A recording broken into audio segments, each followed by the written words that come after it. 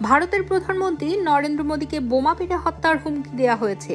শনিবার মুম্বাই পুলিশের কাছে হোয়াটসঅ্যাপে এ বার্তা পাঠানো হয়েছে বলে জানিয়েছেন দেশটির বেশ কিছু সংবাদ মাধ্যম। প্রতিবেদনে বলছে যে নম্বর থেকে হোয়াটসঅ্যাপ বার্তাটি এসেছে সেটি রাজস্থানের আজমির এলাকা বলে চিহ্নিত করেছে পুলিশ। সঙ্গে সঙ্গে মুম্বাই পুলিশের একটি দল অভিযুক্তকে ধরতে সেখানে রওনা হয়। ভারতের সংবাদ সংস্থা পিটিআই জানিয়েছে ওই বার্তায় পাক গুপ্তচর সংস্থা আইএসআই এর নাম উল্লেখ রয়েছে। বোমা বিস্ফোরণ ঘটিয়ে মোদীকে মারার পরিকল্পনার কথা বলা হয়েছে।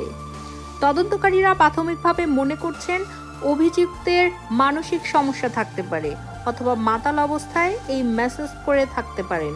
তবে এ নিয়ে তদন্ত করে দেখা হচ্ছে।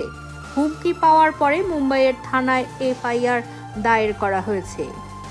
এর আগে বহুবার বহুজনকে হুমকি দিয়ে ভুয়া বার্তা এসেছে মুম্বাই ট্রাফিক পুলিশের হেল্পলাইন নম্বরে। কয়েকদিন আগেই সুপারস্টার সালমান খানকে খুনের হুমকি দিয়ে একই হেল্পলাইন নম্বরে মেসেজ পাঠানো হয়েছিল।